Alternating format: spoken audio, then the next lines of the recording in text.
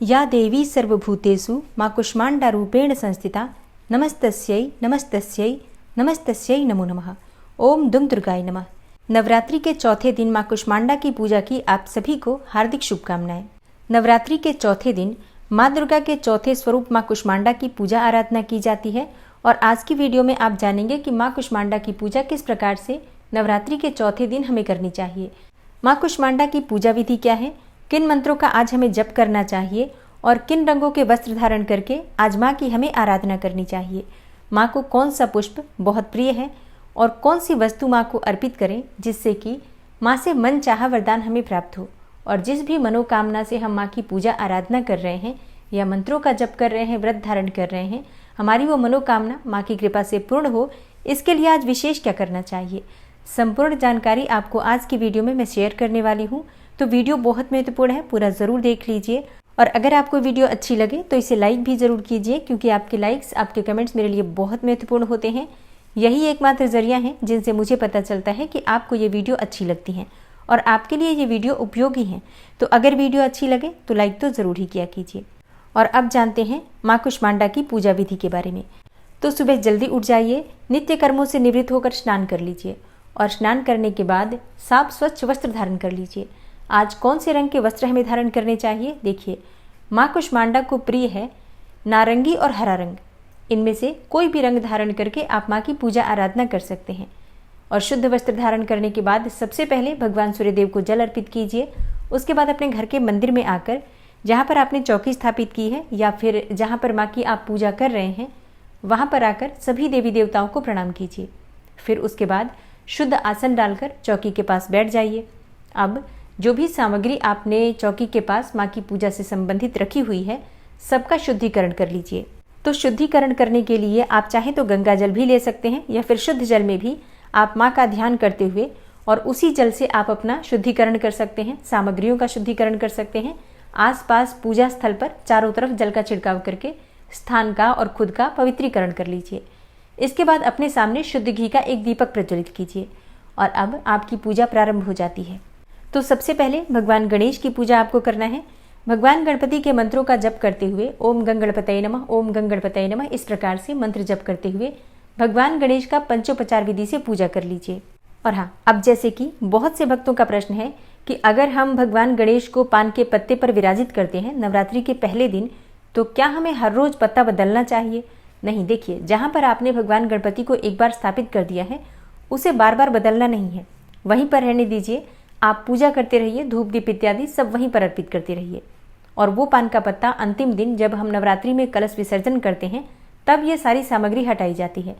और हाँ, हर रोज जैसे कि आप पुष्प इत्यादि अर्पित कर रहे हैं वो आप सुबह जो चढ़ाते हैं वो शाम को उतार लेंगे, लेकिन रखना घर में ही है, विसर्जित नहीं करना है, कहीं भी बाहर नहीं फेंकना है, इस बात का ध्यान रखिए। घर में ही पूजा स्थल जहाँ पर है आपका, वहीं पर थोड़ी दूरी पर एक जगह एकत्र करके आप रख सकते हैं। अब भगवान गणपति की पूजा के बाद आपको कलश की पूजा करना है। कलश की पूजा में कौन सा मंत्र जपना चाहिए? देखिए, कलश की पूजा जब हम करते हैं तो वरुण देवता का ध्यान करते हैं। ओम वरुण देवताभ्यो नमः, इस मंत्र का जप करते हुए आप कलश का पूजन कर सकते हैं। और इसके बाद जो आपने नवग्रह मंडल स्थापित किया है, 9 ग्रहों का ध्यान करते हुए आप चाहें तो नवग्रह मंत्र बोल सकते हैं, स्क्रीन पर दे दूंगी, या फिर सभी ग्रहों का वैसे भी ध्यान करते हुए जैसे कि सूर्य, चंद्रमा, मंगल, राहु, केतु, शनि, बृहस्पति, शुक्र, इन सभी ग्रहों का मन में ध्यान करते हुए या फिर बोलते हुए भी आप कलश की पूजा कर सकते हैं। और हाँ, इसके बाद जैसे कि आपने ज्वारे बो रखे हैं तो ज्वारों के लिए आपको मंत्र बोलना है, जयंती मंगला काली भद्रकाली कपालिनी दुर्गा क्षमा शिवा धात्री स्वाहा स्वधा नमोस्तुते। और फिर सबकी पूजा करने के बाद आपको माँ दुर्गा की पूजा करनी है। तो आज माँ कुष्मांडा की पूजा हम करेंगे, तो माँ कुष्मांडा का ध्यान कीजिए। अपने हाथ में अक्षत और पुष्प ले लीजिए और माँ कुष्मांडा का ध्यान करते हुए आपको इस मंत्र का जप करना है।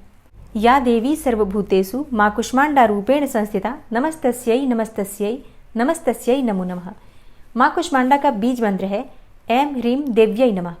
इस मंत्र का आप चाहे तो जप कर सकते हैं या फिर ओम कुष्मांडा देव्यै नमः, इस मंत्र का भी जप कर सकते हैं। मतलब जो भी मंत्र आप अच्छे से उच्चारण कर पाते हैं उसी मंत्र का जप करते हुए माँ कुष्मांडा का ध्यान कीजिए। अब माँ कुष्मांडा का स्वरूप क्या है जिसका आपको ध्यान करना है? देखिए, माँ कुष्मांडा की 8 भुजाएं हैं, इसलिए इन्हें अष्टभुजा भी कहा जाता है। इनके 7 हाथों में क्रमशः कमंडल, धनुष, बाण, कमल पुष्प अमृतपूर्ण कलश, चक्र तथा गदा है। वहीं 8वें हाथ में सभी सिद्धियों और निधियों को देने वाली जपमाला है। माँ कुष्मांडा को कुम्हड़े की बलि अति प्रिय है और संस्कृत में कुम्हड़े को कुष्मांडा कहते हैं, इसलिए माँ दुर्गा के इस रूप को कुष्मांडा कहा जाता है। माँ कुष्मांडा के इसी स्वरूप का आपको ध्यान करना है और इसके बाद जो आपके हाथ में सामग्री है, अक्षत और पुष्प, माँ के चरणों में अर्पित कर दीजिए। इसके बाद धूप, दीप, अक्षत, पुष्प इत्यादि जो भी सामग्री आपके पास उपलब्ध है, एक एक करके माँ को अर्पित कीजिए। माँ का प्रिय पुष्प है लाल गुड़हल या फिर गुलाब का पुष्प। और हाँ, एक और पुष्प है जो माँ को बहुत प्रिय है, वो है पीले कमल के पुष्प। तो अगर आपके पास उपलब्ध हो तो पीले कमल के पुष्प अर्पित कीजिए। कहा जाता है कि माँ को अगर पीले पुष्पों की माला अर्पित की जाती है तो माँ मन चाहा वरदान देती हैं। अब ये मिलना तो मुश्किल है, लेकिन अगर आपके पास है ऐसी सुविधा तो ज़रूर अर्पित कर सकते हैं। नहीं तो पीले गेंदे के पुष्पों की माला भी आप अर्पित कर सकते हैं। नवरात्रि के चौथे दिन माँ कुष्मांडा को मालपुए का भोग अर्पित किया जाता है या फिर आप हलवे का भोग लगा सकते हैं। और हाँ, ज़रूरी नहीं है कि आपके पास ये सभी सामग्री हो, तो ऐसे में आपके पास जो भी चीज़ उपलब्ध हो भोग में, जैसे कि फल या मिठाई का भोग भी आप लगा सकते हैं। कच्चे दूध में केसर मिलाकर, शक्कर डालकर ये भी आप माँ को अर्पित कर सकते हैं। गाय के दूध में सिर्फ शक्कर डालकर भी माँ को भोग में अर्पित किया जा सकता है। पंचमेवा का भोग प्रतिदिन आप लगा सकते हैं। केले का भोग प्रतिदिन लगा सकते हैं। तो अपनी शक्ति सामर्थ्य के अनुसार भोग आप लगा सकते हैं।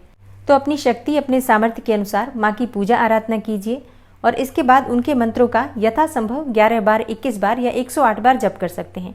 और इसके बाद आप अपनी इच्छा के अनुसार किसी भी मंत्र का जप कर सकते हैं। पूजा पूर्ण करने के बाद माँ की कपूर और लौंग जलाकर आरती कर लीजिए। अब आपकी पूजा पूर्ण होने के बाद आपको क्षमा प्रार्थना जरूर करना है। प्रतिदिन की पूजा में क्षमा प्रार्थना करना अत्यंत आवश्यक है। और अब जैसे कि एक प्रश्न आया है कि हम भोग जो लगाते हैं माँ को सुबह के समय, कब उठाएं, क्या शाम को उठाएं?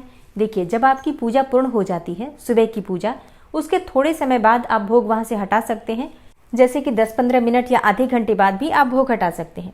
और हाँ, माँ को जो भी भोग अर्पित किया जाता है उसे प्रसाद स्वरूप मिलकर परिवार के सभी सदस्य ग्रहण कर सकते हैं। घर में अगर कोई कन्या है तो कन्या को दे सकते हैं, कन्या नहीं है तो स्वयं भी ग्रहण कर सकते हैं।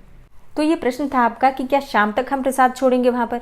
नहीं, जो हम भोग लगाते हैं थोड़ी देर बाद वहाँ से उठा लेना चाहिए, नहीं तो इसे अनादर कहा जाता है। और इसी प्रकार से जब आप शाम को भोग लगाते हैं तो उसे भी थोड़ी देर बाद हटाकर परिवार के सदस्यों को वितरित कर दीजिए।